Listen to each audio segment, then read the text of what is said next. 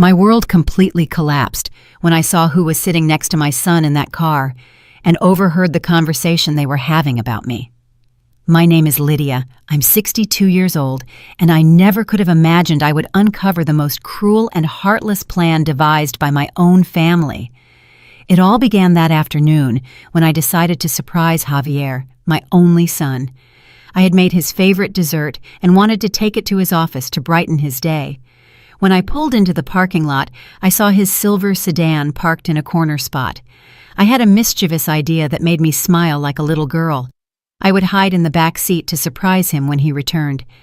I slipped silently into the car, which was fortunately unlocked, and crouched behind the front seats. My heart pounded with excitement, thinking of the look on his face when I appeared with the chocolate cake he had loved since he was a boy. I waited there, holding my breath, listening to every sound in the parking lot. After a few minutes that felt like an eternity, I heard footsteps approaching. The car doors opened and Javier got in the driver's seat. But then another person took the passenger seat. It was a woman. At first, I thought she might be a co-worker until I heard her voice and immediately recognized it as Raquel, his wife. My first reaction was one of tenderness. How sweet that they had decided to leave work together. But my smile faded as they began to talk. The first words that came out of Raquel's mouth were like daggers to my heart.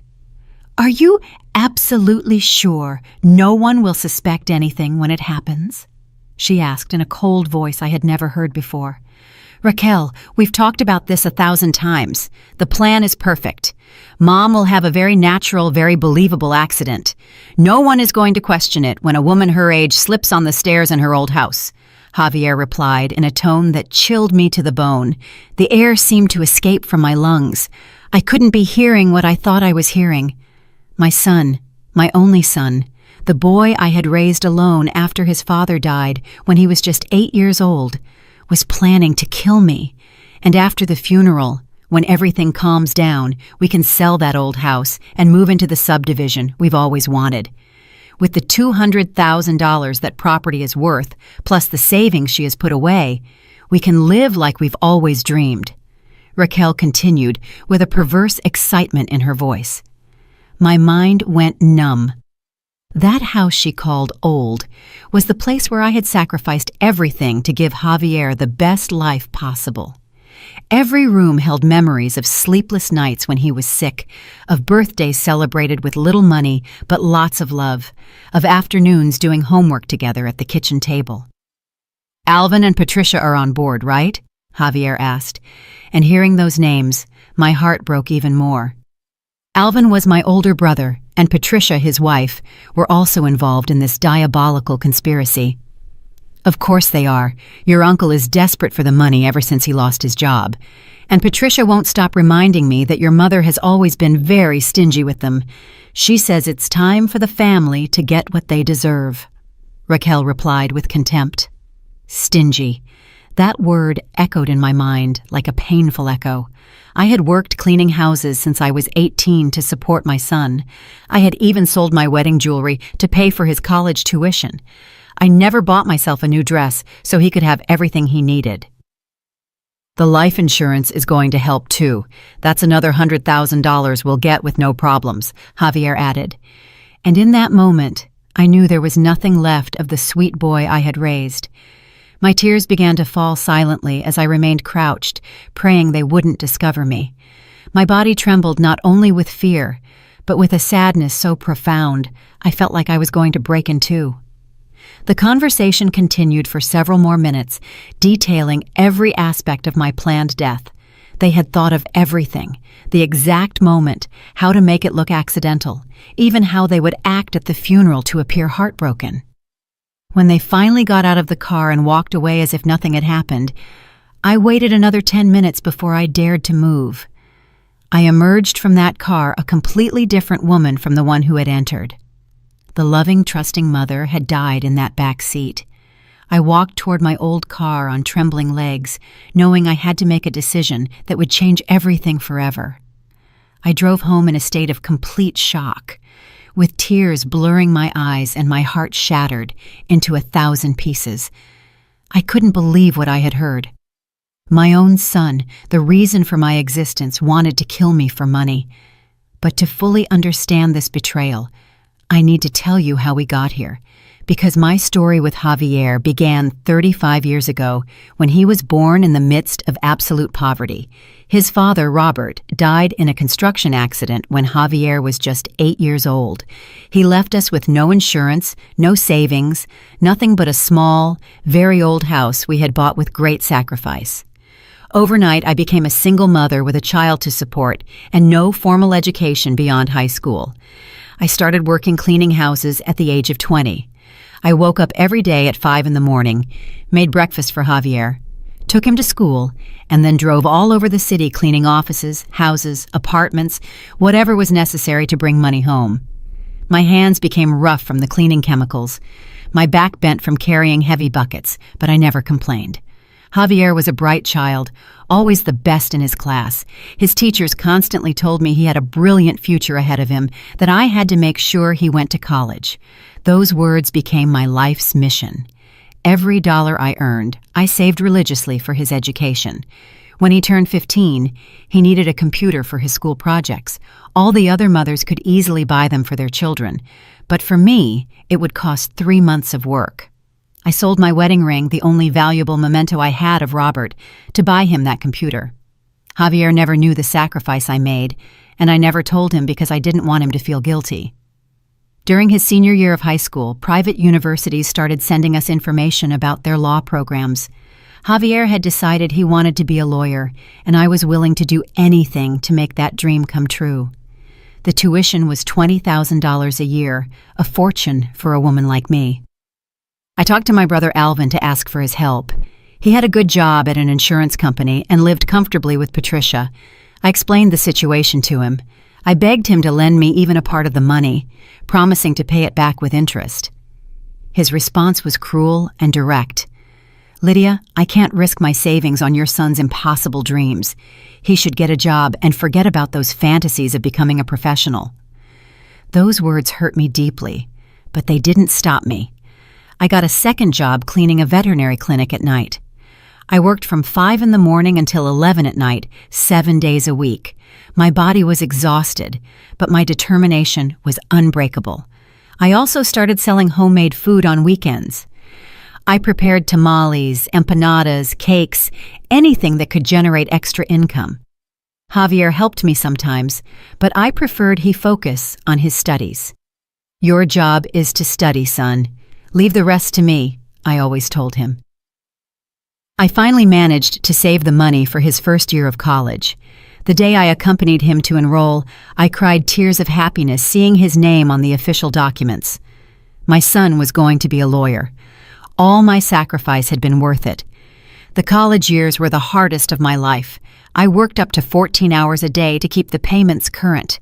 There were months when I barely had money to eat, but I always made sure Javier had everything he needed: books, supplies, money for social outings. I didn't want him to feel different from his classmates who came from wealthy families. During his junior year, Javier started dating Raquel, a classmate who came from a very well-off family.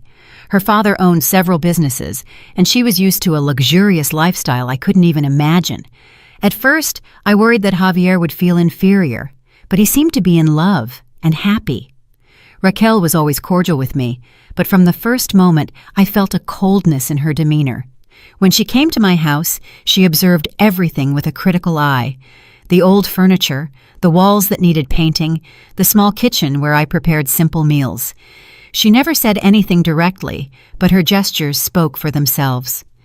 After he graduated, Javier got a job at a prestigious law firm. His first paycheck was more than everything I earned in 3 months. I felt proud, but also relieved, thinking I could finally rest a little after so many years of intense work. He married Raquel in an elegant ceremony that cost me my last savings. She had insisted on a wedding appropriate for their social position, and even though the expense left me with no money, I wanted my son to be happy. During the reception, I heard some guests commenting about the groom's humble mother with a certain disdain, but I tried to ignore it. After the wedding, Javier's visits became less frequent. Raquel always had excuses: social commitments, work trips, family gatherings with her parents. When they did visit, the conversation centered on their new life. The luxurious apartment they had rented, the expensive restaurants where they dined, the plans to move to an even bigger house. I continued to work, but now only part-time. At 60 years old, my body could no longer handle the grueling hours of before. I had managed to save about $50,000 over the years, money I kept religiously for emergencies or to help Javier if he ever needed it. My relationship with my brother Alvin also deteriorated over time. After Javier graduated and got a job, Alvin started making sarcastic comments about how some people are lucky with their successful children. Patricia was even worse, always implying that I had been selfish for investing so much in Javier's education instead of helping the extended family. What hurt me the most was seeing how Javier was starting to change. His values, his way of speaking, even the way he dressed became different. Sometimes, when he talked to me, I detected a condescending tone that broke my heart. It was as if he was ashamed of his humble origins. 6 months ago, Javier and Raquel started talking about buying a house in an exclusive area of the city. The properties there cost more than $500,000, an amount that was incomprehensible to me. When I asked him how they planned to pay for it, he responded vaguely about investments and business opportunities. I also noticed that conversations about money became more frequent during their visits. Subtle questions about the value of my house, about my savings, about whether I had life insurance. At the time, I thought it was filial concern, that he wanted to make sure I was financially okay. Now, sitting in my kitchen, after having heard that horrible conversation in the car, all the puzzle pieces began to fit together. The changes in his personality, the questions about money, Raquel's influence, the complicity of Alvin and Patricia. It had all been part of a macabre plan that had been brewing for months. My son, for whom I had sacrificed my entire life, wanted to kill me to inherit my assets and collect my life insurance. The irony was cruel. The money they wanted to murder me for had been earned for the sole purpose of giving him the best life possible. I couldn't sleep a single minute that night. I lay awake in my bed, staring at the ceiling, trying to process the enormity of what I had discovered. My mind wouldn't stop replaying every word of that diabolical conversation. Over and over again, I heard Raquel's cold voice talking about my death as if it were a business transaction, and my son's voice, my own son, agreeing to the details of my murder. At dawn, I got up with a determination I didn't know I had. If they wanted to play dirty, I could too. But first, I needed to fully understand what I had become to them. I decided to do something I had never done in my life: spy on my own family. Over the next few days, I began to observe Javier and Raquel's behavioral patterns. I parked discreetly near their apartment in the mornings, followed them from a distance when they went out, and paid attention to every detail of their conversations when they visited me. What I discovered horrified me even more. Their lifestyle was completely unsustainable with the income they had. Javier earned a good salary as a lawyer, about $6,000 a month, but Raquel had stopped working after the wedding, and their expenses were excessive. They ate at restaurants that cost more than $200 a dinner. Raquel bought $1,000 designer handbags, and they had rented an apartment with a monthly rent of $3,000. I also found that they had accumulated enormous debts. I accidentally overheard a phone call where Javier was arguing with someone from the bank about late credit card payments. They owed more than $50,000 in loans and cards, and the interest was accumulating quickly. The financial pressure had driven them to desperation, and I represented their only way out. My house, which they had valued at $200,000, my life insurance policy of $100,000, and my savings of $50,000 totaled exactly the amount they needed to save their financial situation and buy their dream house. But the most devastating thing was discovering that my brother Alvin was not only involved, but he had been the one who had originally suggested the idea. One afternoon, while cleaning the office where Patricia worked, I overheard a phone conversation that took my breath away. "Lydia has always been so selfish with her money," Patricia was saying to someone on the phone. Alvin is right. It's time for the family to get what they deserve. That stingy old woman is going to die sooner or later. Why wait? We need that money too. Alvin lost his job 3 months ago and we haven't been able to pay the mortgage. I stood paralyzed behind her office door. My brother had lost his job and hadn't told me anything. Instead of asking me for help as family, he had decided it was better to kill me to get the money. That same night, I decided to confront Alvin directly. I went to his house without warning, something I never did, and knocked on the door with my heart pounding violently. When he opened it, his face showed surprise and a flicker of what looked like guilt. "Lydia, what are you doing here so late?" he asked without inviting me in. "Alvin, I need to talk to you. Can I come in?" I said, trying to keep my voice calm. We went into the living room where Patricia was watching television. She greeted me coldly, as she always had for the past few years. I sat on the sofa and decided to get straight to the point. "Alvin, is it true that you lost your job?" I asked, watching his reaction carefully. His face turned red, and Patricia immediately turned off the television. "How did you find out?" he asked defensively. "It doesn't matter how I found out. What matters is that you're my brother and you didn't tell me anything. Why didn't you ask me for help?" Alvin and Patricia exchanged glances that confirmed my worst suspicions. There was a silent communication between them, as if they had rehearsed this conversation. "Lydia, you've always had your own problems. We didn't want to bother you," Patricia replied with a false smile that didn't reach her eyes. "Patricia, I'm his sister. If Alvin needed help, I would be willing to help him. I have some savings." At that moment, I saw something horrible in my brother's eyes. It wasn't gratitude or relief, but resentment. "Some savings?" he asked sarcastically. "Lydia, we all know you have a lot more than just some savings. You've been hoarding money for years while the rest of the family struggled." His words hit me like slaps. "Alvin, I earned that money by working 14 hours a day to give my son an education. I didn't hoard it. I sacrificed everything for him." "Exactly!" Patricia interrupted with venom in her voice. "Everything for Javier. You never thought about helping your own brother. When he needed money for college, you told him no. But for your little prince, Javier, there was always money." The conversation was getting aggressive, and I could feel the hostility growing in the room. It was as if years of accumulated resentment were bubbling to the surface. "You don't understand," I tried to explain. "I wanted Javier to have opportunities we never had. I wanted to break the cycle of poverty in our family." "And what about breaking the cycle of favoritism?" Alvin shouted, standing up. "What about thinking of your brother who also needs help? It's always been the same, Lydia. Since we were kids, you were Mom and Dad's favorite, and now you act as if you're better than us."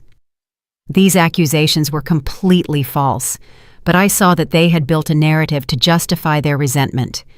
In their version of the story, I was the selfish, privileged sister, while they were the misunderstood victims. "If you needed money so badly, why didn't you ask me directly?" I insisted, even though I already knew the answer. Patricia laughed bitterly. "So you could give us handouts like we were beggars? So you could make us feel inferior like you always have?" "I have never tried to make you feel inferior." "Oh no?" Alvin yelled. "And what about when you bought a house and we were still renting? And when Javier graduated from college and our kids barely finished high school? And when you brag about your savings while we struggle to make ends meet?" Every accusation was more unfair than the last. I had worked like a slave to get everything I had. I hadn't inherited anything. I hadn't been lucky. I had sweated blood for every dollar. But to them, my relative success was a personal affront. "Alvin, if you need money, I can lend you $10,000 right now," I offered desperately, trying to find a peaceful solution. $10,000? Patricia scoffed. "Lydia, we know perfectly well how much money you have. The house is worth $200,000, you have $50,000 in savings, and your life insurance is for $100,000, and you offer us $10,000 like we're beggars?" My blood ran cold when I heard those exact figures. They knew too much about my financial situation. Someone had been investigating my finances in great detail. "How do you know so much about my money?" I asked with a trembling voice. Alvin and Patricia fell silent, but their faces gave them away. They had said more than they should have. I got up from the sofa on shaky legs. "I think I have my answer," I said, heading for the door. "Lydia, wait!" Alvin yelled behind me, but I was already leaving the house. That night, I confirmed what I already knew. My own family saw me as an obstacle between them and the money they believed they deserved. It wasn't just Javier and Raquel, it was an entire family conspiracy that had been growing silently for months. The following days were the darkest of my life. I found myself in a situation I never imagined, knowing that my own family planned to murder me, but unable to turn to anyone. Who do you tell that your son wants to kill you? Who would believe you? Besides, I had no concrete proof, just a conversation I had overheard hidden in a car. I decided I needed more evidence before taking any action. If I was going to fight them, I had to be completely prepared. I began to document everything: their behavioral patterns, their conversations, their visits, anything that could serve as evidence later. I also made a decision that terrified me, but I knew was necessary. I was going to let them believe their plan was working. If I acted suspiciously or confronted Javier directly, they could change their strategy and become even more dangerous. Instead, I decided to continue playing the role of the naive, trusting mother. 3 days after my confrontation with Alvin, Javier called me to invite me to dinner. His voice sounded especially affectionate on the phone, which gave me goosebumps knowing what he really thought of me. "Mom, Raquel and I want to take you to that Italian restaurant you like so much," he said in a sweet tone. "We haven't spent time together as a family in a while." The restaurant he mentioned was one we had only gone to once more than a year ago, and I hadn't liked it particularly, but I feigned excitement. "How sweet, son.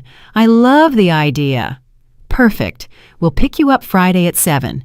And Mom, wear your favorite green dress. We want you to look nice." That specific reference to my clothing seemed strange to me, but I accepted without asking questions. After I hung up, I wondered why he would have mentioned that particular dress. It was one I had bought 2 years ago, one of the few expensive dresses I had allowed myself to buy in my entire life.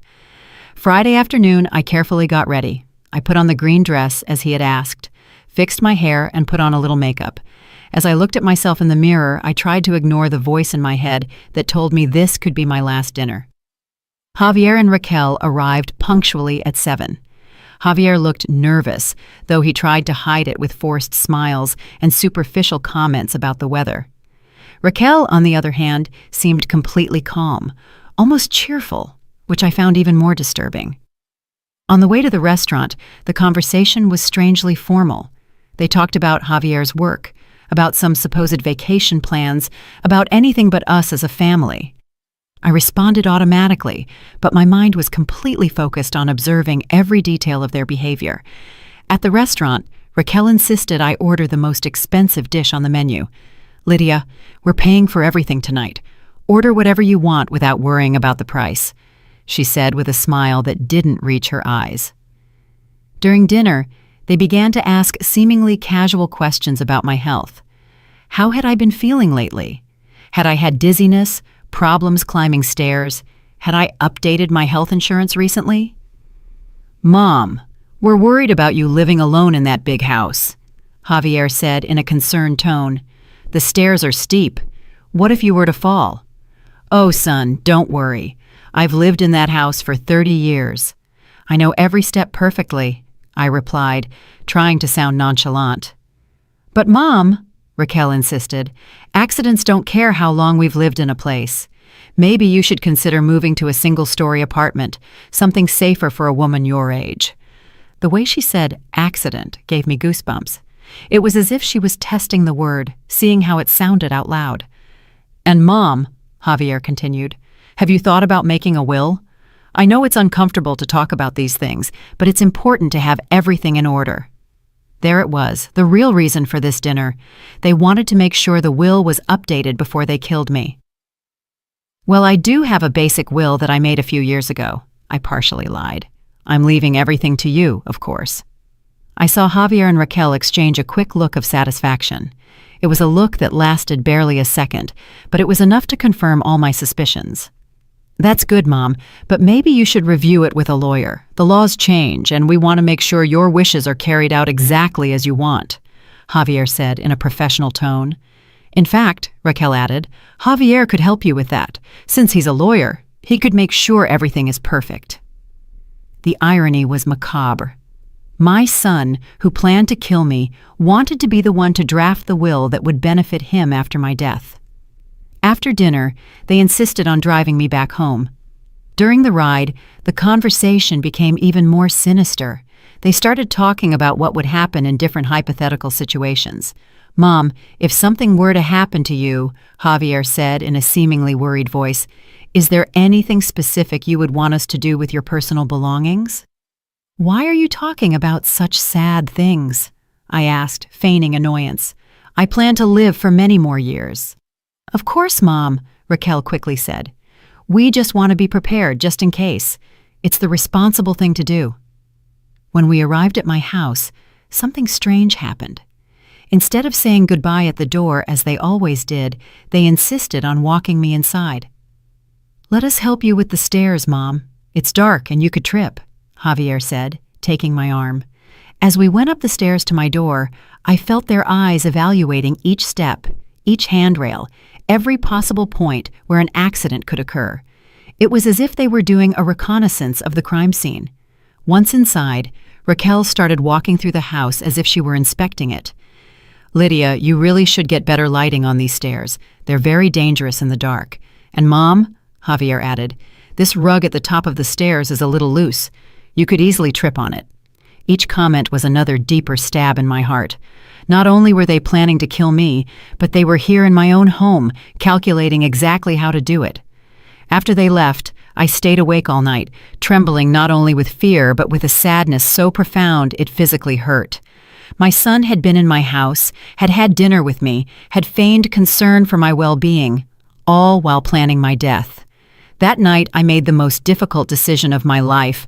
I couldn't just wait for them to execute their plan. I couldn't continue living with the constant terror of knowing that every day could be my last.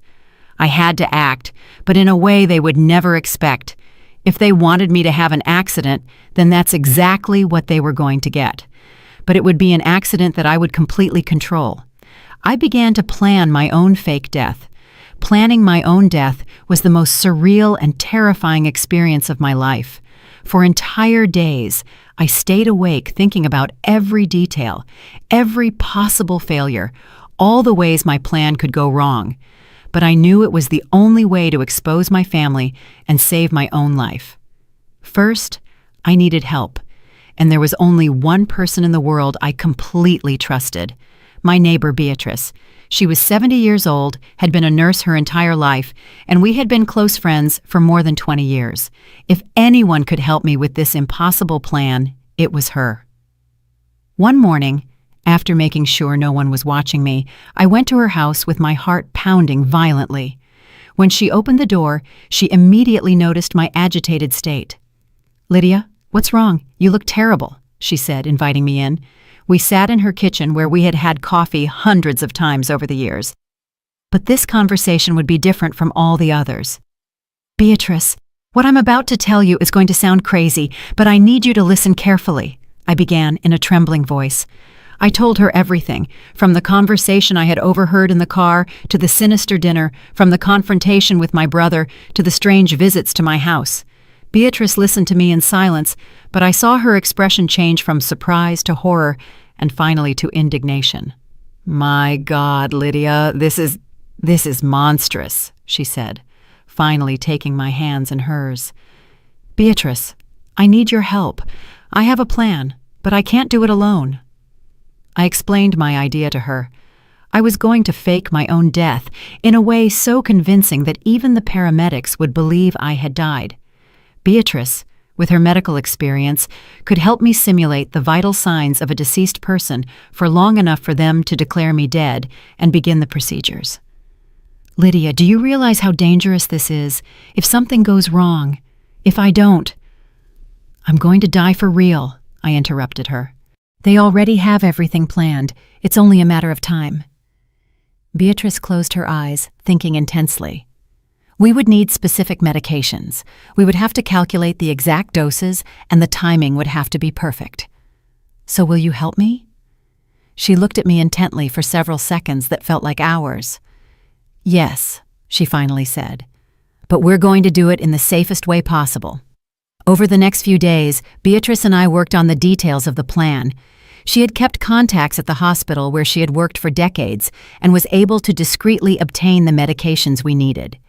We also identified the emergency medical technician who would respond to the call, a young man named Ruben who had just graduated and wouldn't have enough experience to detect a sophisticated simulation.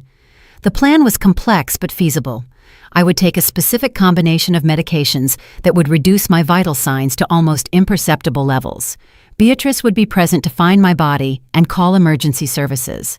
When the paramedics arrived, she would help guide the evaluation in a way that would confirm my death without them investigating too deeply. After I was declared dead, my body would be taken to the hospital morgue, where a friend of Beatrice's, a pathologist named Dr. Jones, not my brother, had agreed to help us without asking questions. He would falsify the death certificate and allow me to resurrect in private once the effects of the medications wore off. Meanwhile, I would remain hidden in a secret room in Beatrice's basement, watching and recording everything my family did after my supposed death. The most difficult part of the plan was the legal and logistical aspect. We needed to ensure there wouldn't be an autopsy, which meant my death had to look natural and expected for a woman my age. Beatrice suggested faking a heart attack, something common and rarely investigated in older people with no history of previous problems. 2 weeks after we started planning, we decided we were ready. We chose a Sunday afternoon when we knew Javier and Raquel would be at her parents' house for their weekly family lunch. On Sunday morning, I woke up feeling strangely calm. After weeks of constant terror, I was finally going to take control of the situation. I dressed carefully in my favorite yellow dress, fixed my hair, and even put on a little makeup. If I was going to die, I wanted to look dignified. Beatrice arrived at 2 p.m. with a small medical bag. "Are you sure about this, Lydia?" she asked me one more time. "Completely sure." I took the medications under her careful supervision. The taste was bitter and unpleasant, but I tried not to think about it. "How long until it takes effect?" I asked. "Between 15 and 20 minutes. You'll feel drowsy first. Then your breathing will become shallow and your pulse will decrease dramatically. It will be like entering a very light coma." The next few minutes were the longest of my life. Beatrice monitored my vital signs constantly, noting every change in a notebook.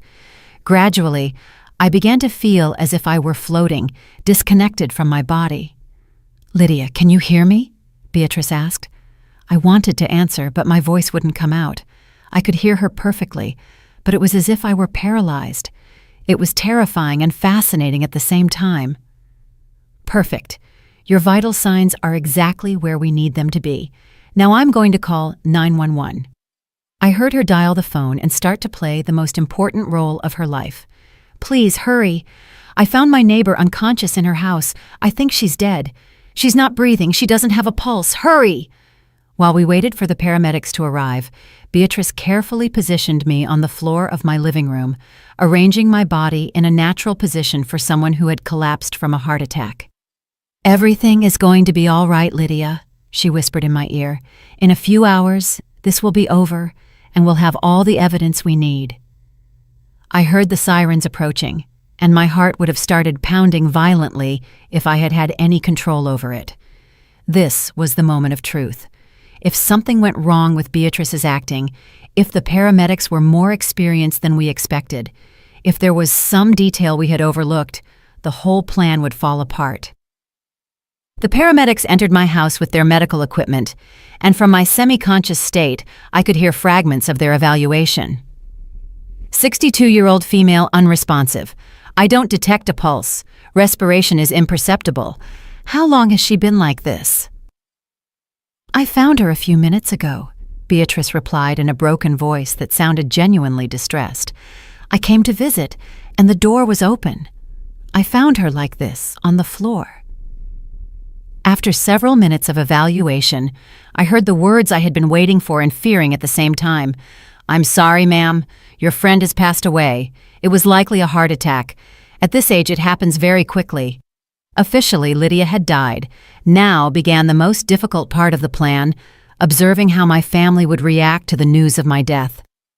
I woke up in the basement of Beatrice's house, completely disoriented and with a mouth as dry as the desert. The effects of the medications were gradually wearing off, but my body felt heavy and strange. Beatrice was sitting beside me, monitoring my recovery with the same professional dedication she had shown throughout my death. "How do you feel?" she asked, helping me sit up slowly. "Like I was actually dead," I replied in a hoarse voice. "It worked. They officially declared me dead. Perfectly. The death certificate is already signed. Officially, Lydia Monroe died yesterday at 3:45 in the afternoon from a sudden heart attack." The reality of what we had done hit me head-on. I no longer legally existed. I was a ghost, free to observe how my family would react without them knowing I was watching. "Did you call Javier?" I asked, though the question physically hurt me. "Yes, I called him last night after they took you to the hospital. His reaction was disturbing." Beatrice showed me the phone where she had recorded the conversation. With trembling hands, I replayed the audio. "Javier, it's Beatrice, your mom's neighbor. I have some very sad news. Your mother passed away this afternoon." There was a silence that lasted several seconds. When he finally spoke, his voice didn't sound surprised or devastated. It sounded relieved. "Oh my God, what happened?" he asked. But there was something forced about his tone of shock. "It was a heart attack. I found her in her house. The paramedics said it was very quick, that she didn't suffer." "I see. Thank you for calling me, Beatrice. Raquel and I will go to the hospital immediately to take care of everything." "Javier, I'm so sorry. I know how much you loved your mother. Yes, it's a terrible loss. But my mom had been having some health problems lately. I guess it was her time." That lie about my supposed health problems pierced me like a dagger. He was building a narrative to justify my death before anyone asked uncomfortable questions. After listening to the recording, I couldn't hold back the tears, the coldness in his voice, the ease with which he had accepted the news, the lie about my health. It all confirmed that they had really been planning my death. "There's more," Beatrice said softly. "I installed hidden cameras in your house before you died. I wanted to capture their reaction when they went to pick up your things." She showed me her laptop, where she had access to the cameras in real time.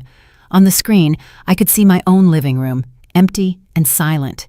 It was strange to see my house from this perspective, knowing it was no longer technically my home.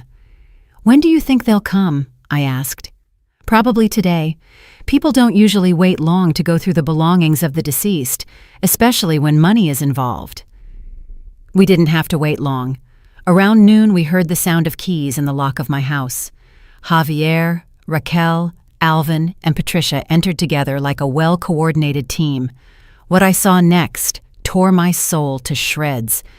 There were no tears, no mourning, not even a respectful pause upon entering the house where I had lived for 30 years. They immediately began evaluating my belongings as if they were appraisers at an auction. "Well, finally," Patricia said with obvious relief in her voice. "I didn't think this day would ever come." "Patricia, please," Javier said, but his tone was more of caution than genuine reproach. "We just lost my mom." "Oh, Javier, don't give me the sentimental stuff now. We all know this was necessary," Raquel said, with a coldness that chilled my blood. "Your mother lived her life. Now we can live ours." Alvin was already checking the kitchen cabinets, looking for important documents. "Where do you think she kept the bank papers? We need to find the information for her savings accounts." "Check the desk in her bedroom," Javier suggested. "She was always very organized with those papers." I watched them scatter through my house like vultures, touching my belongings, evaluating their value, planning how they would divide my inheritance. It was like watching my life being torn apart by people who were supposed to love me. Raquel found my jewelry box and began to examine each piece. This gold chain might be worth something, and these earrings, even though they're old, might have some sentimental value for someone. "Sentimental value isn't going to pay the mortgage," Patricia said sarcastically. You'd better focus on what's actually worth money. Javier found my financial documents in the desk drawer, exactly where I had always kept them. Here they are. Savings account at Northwood Bank, $3,000. Checking account, $8,000. And here's the life insurance policy. How much is the insurance? Alvin asked eagerly. $100,000. Sole beneficiary, me. Perfect, Raquel said with satisfaction. With that, plus the savings, plus what we get from selling the house, we'll have enough to buy the new house and pay off all our debts. And we'll get our share, right? Patricia asked in a threatening tone. Of course, Javier replied quickly. As we agreed, a quarter for you. Listening to my family negotiate the division of my inheritance while my body was still fresh in the morgue was more painful than I had imagined. But the worst was yet to come. Alvin found a family photo on my nightstand, one of the few pictures where we all appeared together on a Christmas 5 years ago.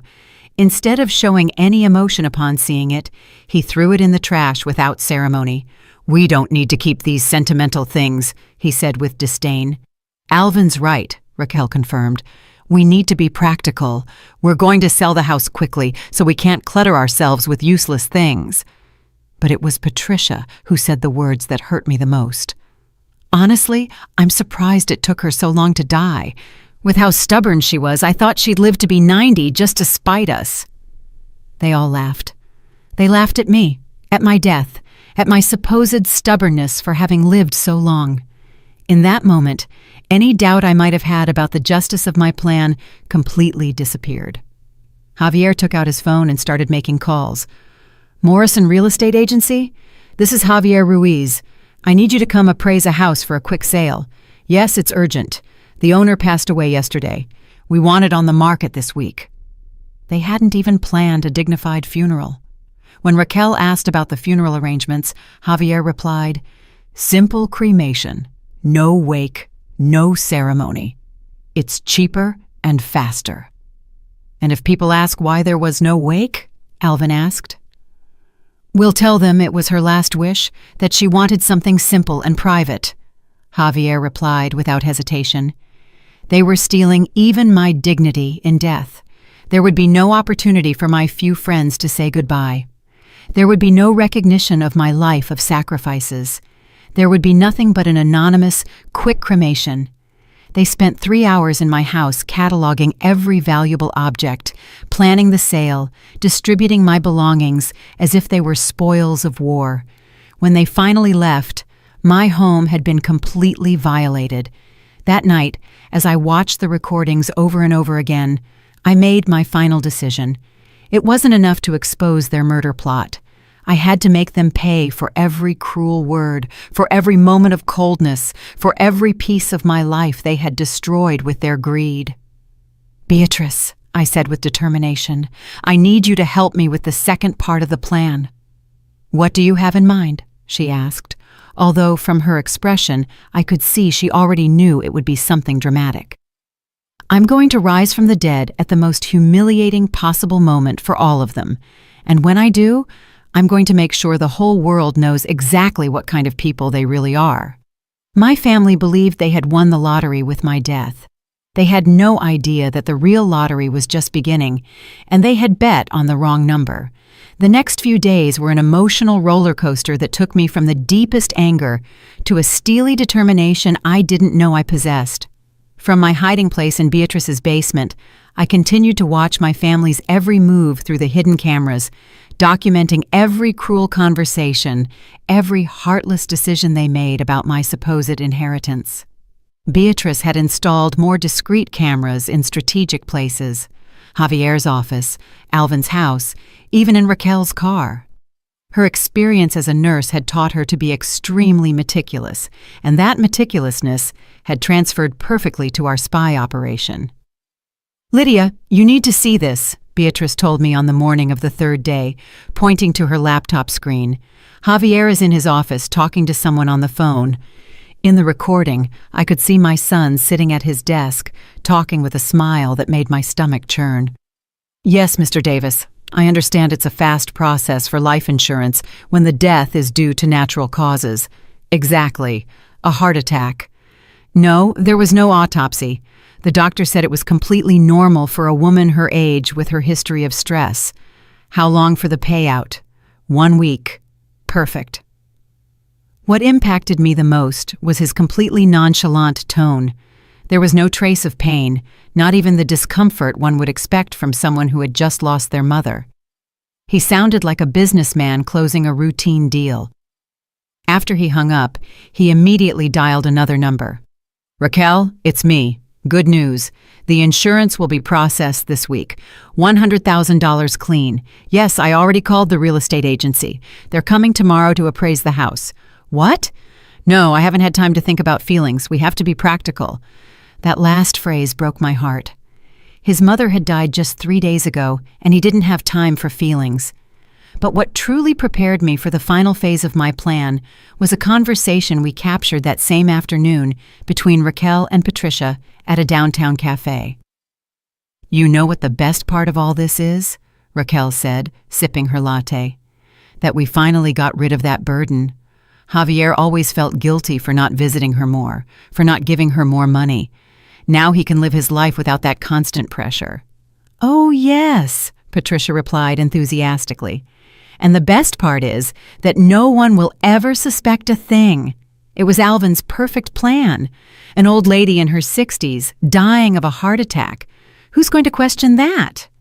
"Exactly. And now we all win. You and Javier can buy your dream house. Alvin can pay off his debts. And I can finally stop pretending I liked that bitter old woman." Hearing Raquel call me a bitter old woman after years of me treating her like a daughter was the final straw. In that moment, any last shred of maternal or familial love that might have remained in my heart completely evaporated. "Beatrice," I said that night, "you have contacts in the media, don't you?" "A few. Why?" "Because I want my resurrection to be public. I don't want them to find out in private and have time to make excuses or manipulate the situation.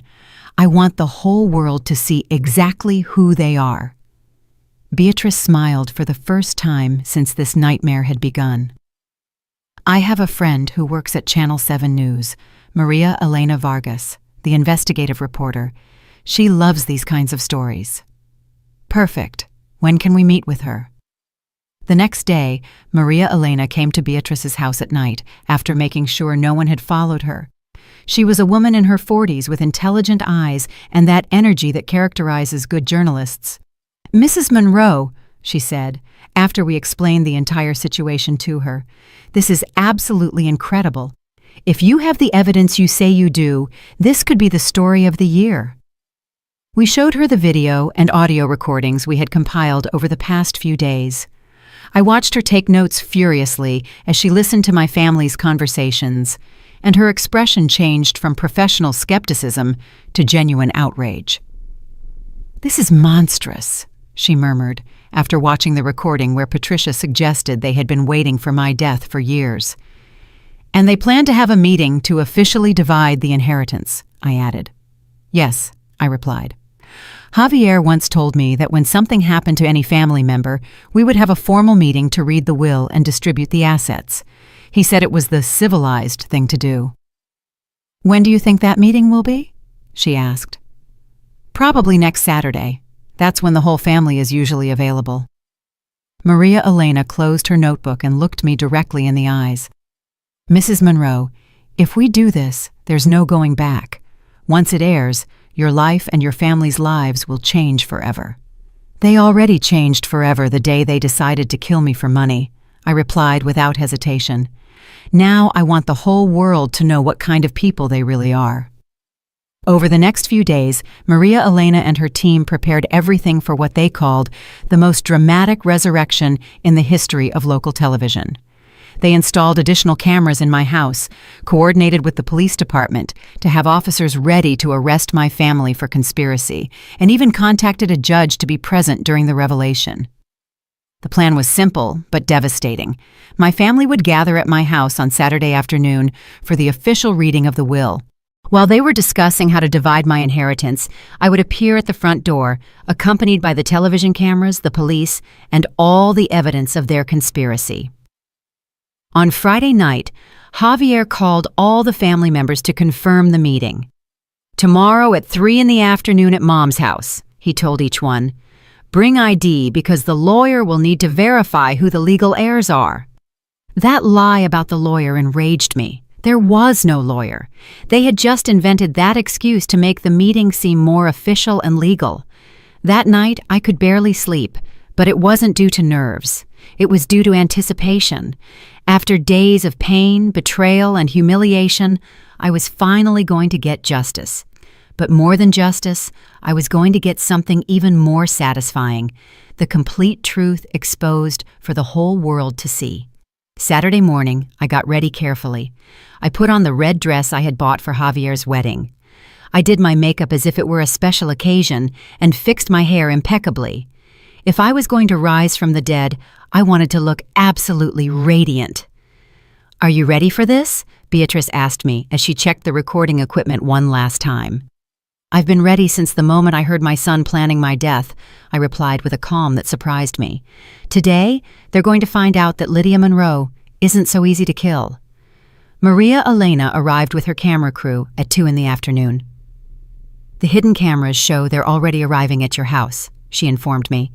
"Your brother and sister-in-law just got here. Your son and daughter-in-law are parking now." I watched on the screens as my family entered my house for the last time as heirs. They didn't know that in an hour, their lives would turn into a public nightmare from which they would never recover. "Mrs. Monroe," Maria Elena said to me seriously, "in a few minutes, you're going to walk through that door and confront the people who plan to kill you. Is there anything specific you want to say to them?" I smiled for the first time in weeks. "Oh yes, I have a lot to say to them." At 3:15 in the afternoon, as I watched my family through the hidden cameras settling into my own living room to divide my inheritance, I felt a mix of nerves and determination that I had never experienced in my life. It was as if all the years of sacrifice, humiliation, and pain had concentrated into this definitive moment. On the screens, I could see Javier sitting in my favorite armchair, the same one where I used to read him stories when he was a boy. He had a folder with legal documents in his hands and an expression of satisfaction that made my stomach churn. Raquel was beside him, wearing a new dress that had probably cost more money than I spent on clothes in an entire year. Alvin and Patricia occupied the sofa, and I could see the greed in their eyes as they waited to hear the exact figures of my inheritance. Patricia had even brought a notebook, where she was writing down numbers as if it were a business meeting. "Well," Javier began in a solemn but fake tone, "we are here to discuss the distribution of my mother's assets. As you all know, she named me the sole heir in her will. But as a family, we have agreed to make a more equitable distribution," Raquel added, with a smile that didn't reach her eyes. Maria Elena touched my shoulder. "It's the perfect time, Mrs. Monroe. They're talking about exactly what we expected." I took a deep breath and walked toward the door of my own house, accompanied by 2 camera operators, a sound technician, 2 police officers, and the most tenacious reporter. My heart was pounding so hard, I thought the whole neighborhood could hear it. "Are you recording?" I asked the main camera operator. "Yes, ma'am, we're live." Those words gave me the final push of courage I needed. Thousands of people were about to witness the most poetic justice of their lives. I put my key in the lock and turned it slowly. The metallic sound echoed throughout the house, and I immediately heard the conversations in the living room stop. "Did you hear that?" Patricia's nervous voice asked. "It must be the wind," Alvin replied, but his voice sounded uneasy. I opened the door and walked directly into the living room, where my family was sitting, discussing how to spend the money from my death. The television cameras followed me, capturing every second of what was about to become the most dramatic moment of their lives. When I appeared in the doorway of the living room, the silence that followed was absolute and terrifying. Raquel was the first to see me. Her face went completely pale, and she let out a scream that probably echoed throughout the neighborhood. "Oh my God, it can't be!" Javier got up from the armchair so quickly that he knocked all the documents to the floor. His eyes were so wide I thought they were going to pop out of their sockets. "Mom, but you're dead!" Patricia started crying hysterically, not with joy at seeing me alive, but clearly with terror. "It's a ghost! It's a ghost! Lydia died! We all saw the death certificate!" Alvin remained completely still, as if he had been turned to stone. His mouth was open, but no sound came out. "Hello, my dear family," I said in the calmest voice I could produce. "I hope I'm not interrupting anything important." Maria Elena entered behind me with her cameras. "Good afternoon. I'm Maria Elena Vargas from Channel 7 News, and we're broadcasting live what could be the most shocking story of the year." "What's going on here?" Javier yelled, finally regaining the ability to speak, though his voice sounded completely hysterical. "What's going on, my dear son?" I replied, walking slowly to the center of the room, "is that I have returned from the dead to personally hear how you were planning to divide my inheritance." But the hospital, the death certificate, you were cremated," Raquel stammered, visibly trembling. "Ah, yes, the cremation," I smiled with satisfaction. "How interesting that you mentioned that, Raquel, especially considering that you decided on cremation without a wake because it was cheaper and faster. Isn't that right?" The cameras perfectly captured the look of horror on her face when she realized I knew exactly what they had said. "Mrs. Monroe," Maria Elena intervened, "could you explain to our audience what led you to fake your own death?" I turned to the cameras, aware that thousands of people were watching this confrontation in real time. I was led to fake my death by discovering that my own family had planned to murder me to collect my inheritance. "That's a lie!" Javier yelled, but his voice sounded more desperate than outraged. "A lie?" I asked calmly. "Do you mean lies like this?" I took out my phone and played the recording of the conversation I had overheard in his car.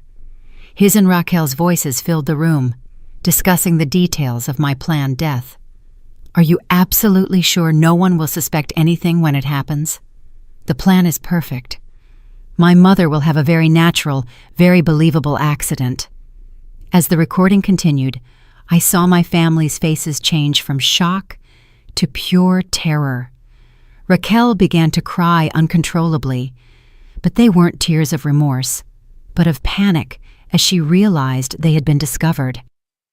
"That recording is fake!" Patricia yelled desperately. "Someone fabricated it! Lydia is crazy!" "Fake?" I asked, and took out another phone. "And what about this other conversation, Patricia? The one you had with Raquel at the cafe yesterday, where you said it was Alvin's perfect plan?" I played the second recording, where Patricia spoke openly about how they had been waiting for my death for years, and how no one would ever suspect a thing. Alvin finally spoke in a trembling voice. "Lydia, this is a terrible misunderstanding. We would never do something like that." "A misunderstanding?" I laughed bitterly. "Is it also a misunderstanding that you were all here in my house yesterday, dividing my belongings like vultures? Is it a misunderstanding that Javier had already called the insurance company to collect my life insurance policy?" Maria Elena turned the microphone directly to Javier. "Mr. Ruiz, how do you explain these recordings, where you are clearly heard planning your mother's death?" Javier was sweating profusely and his hands were trembling. This is a conspiracy. Someone is trying to destroy our family." "A conspiracy?" I interjected. "Like the conspiracy you four made to kill me? Like the conspiracy where you agreed to give Alvin and Patricia a quarter of my inheritance in exchange for their complicity?" At that moment, one of the police officers stepped forward. "Javier Ruiz, Raquel O'Malley, Alvin Monroe, and Patricia Taylor, you are under arrest for conspiracy to commit murder." "No!" Raquel screamed. "This can't be happening. She's dead. We saw her die." "You didn't see me die," I replied with satisfaction. "You saw me act, and apparently I acted much better than you ever pretended to love me." As the officers began to handcuff my family, Maria Elena continued with the live interview. "Mrs. Monroe, How does it feel to confront the people who plan to kill you? It feels like justice, I replied, looking directly at the cameras. For 35 years, I sacrificed everything for my son. I worked 14 hours a day, sold my jewelry, gave up my own life to give him the education and opportunities he needed. And this is how he repaid me, by planning my death for money. Javier, with his hands now cuffed, looked at me with a mixture of hatred and despair. Mom, please, this is a mistake. I love you. I've always loved you. You love me? I asked in a voice that was broken but strong. Do you love someone you plan to kill for $200,000? Do you love someone whose death you celebrate without even organizing a dignified funeral? That's not true! Silence! I yelled with a strength I didn't know I had. I'm not going to listen to any more lies from your mouth. I heard everything, Javier. I heard how you planned my accident. I heard how you laughed about my death. I heard how Patricia said she was surprised it had taken me so long to die. I heard how you divided my money before my body was even cold. The tears finally began to fall from my eyes, but they weren't tears of sadness. They were tears of liberation. Maria Elena, I said, turning to the reporter, I want the whole city to know that family isn't always the one you share blood with. Real family is the one that loves you unconditionally, that takes care of you when you're vulnerable, that mourns your death instead of celebrating your inheritance. As the officers led my son, my daughter-in-law, my brother, and my sister-in-law away, Javier yelled at me from the door, "This isn't over, Mom. We'll fight this in court." "No, Javier," I replied with a calm that surprised me. "This ended the day you decided your mother was worth less than money. Now you're going to face the consequences of your actions." When the house finally fell silent, Maria Elena closed the live interview.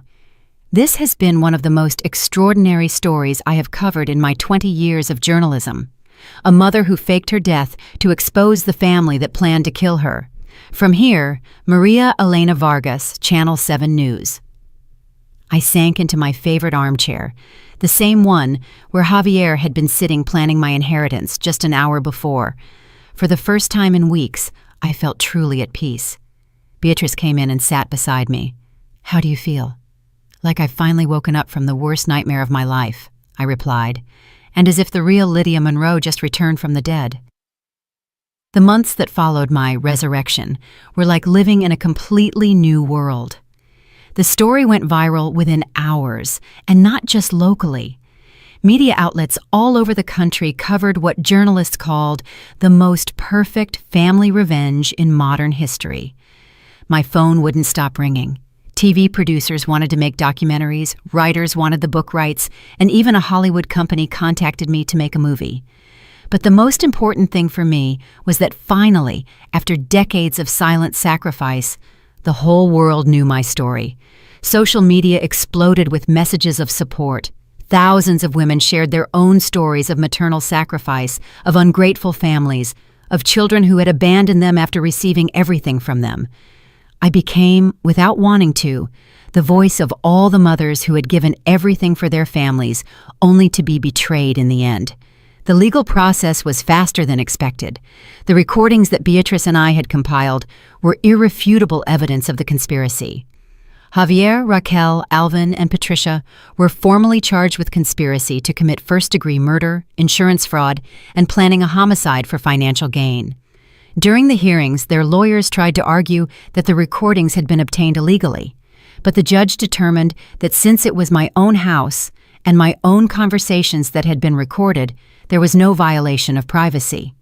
In addition, the fact that they had been planning my death justified any means necessary to protect my life.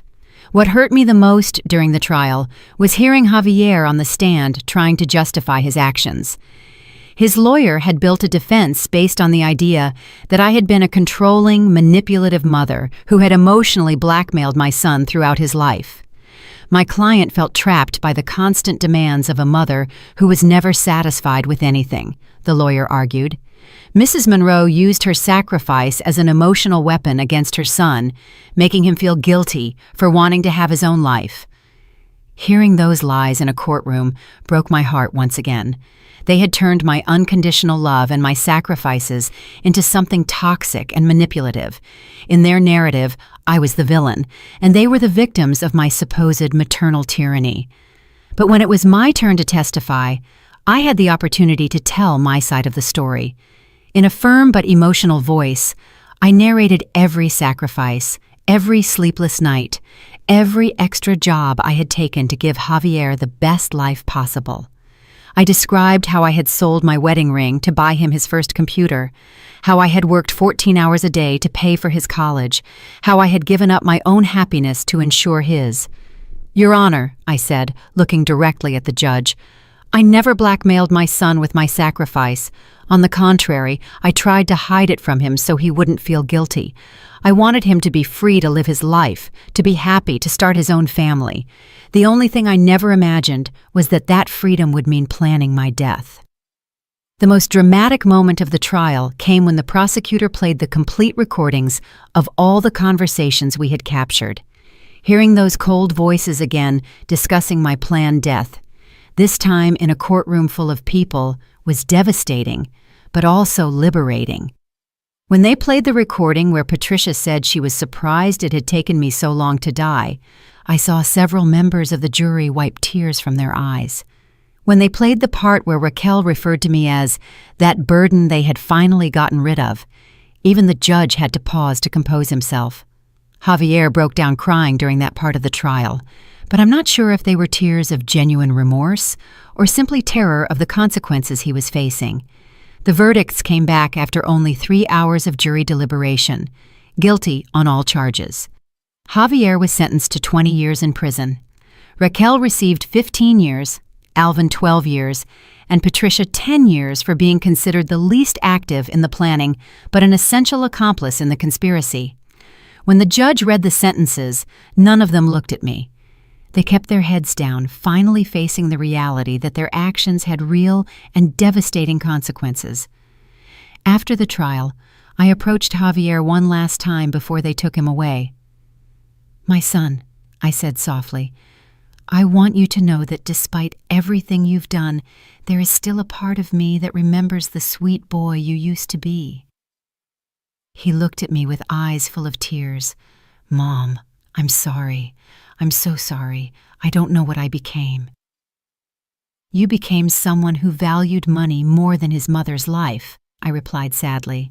"But maybe these years in prison will give you time to remember who you were before greed consumed you." Those were the last words we exchanged. The following months were about a total reconstruction of my life. I sold the house where I had lived for 30 years. It had too many painful memories, and I couldn't continue living in the place where my family had planned my death. With the money from the sale, I bought a smaller but beautiful house in a quiet neighborhood near Beatrice's home. I also made a decision that completely changed my perspective on wealth and money. I donated most of my savings to a foundation that helps single mothers fund their children's college education. If my money had been what motivated my family to want to kill me, then I would use that same money to do good in the world. With the income from the rights to my story, I established a scholarship fund that bears my name. Every year, 5 working mothers receive full financial assistance to send their children to college. It's my way of making sure that my experience, however painful it may have been, can create something positive. But the most significant change in my life was the discovery of a new family. Through the letters and messages I received after my story went public, I met dozens of people who had gone through similar experiences. Mothers betrayed by ungrateful children, siblings abandoned by greedy relatives, elderly people exploited by their own kin. We formed a kind of chosen family, a support group that met regularly to share stories, celebrate achievements, and remind each other that true love exists, even when it doesn't come from where we expected. One of those people became especially important to me, Gabrielle, a 58-year-old woman whose daughter had abandoned her in a nursing home after taking all her savings. Gabrielle and I developed a friendship so deep that she became the sister I had always wanted to have. "You know what the most ironic thing about all this is?" Gabrielle said to me one afternoon as we had coffee in my new kitchen. Our biological families betrayed us for money, but we found much better families without money having anything to do with it. She was right. My new life was full of people who loved me for who I was, not for what I had. People who celebrated my achievements without calculating how they could benefit from them. People who, when my real, natural death came many years from now, would mourn my passing instead of celebrating my inheritance. 2 years after my resurrection, I received a letter from prison. It was from Javier. In 4 handwritten pages, he apologized with words that sounded genuine for the first time in years.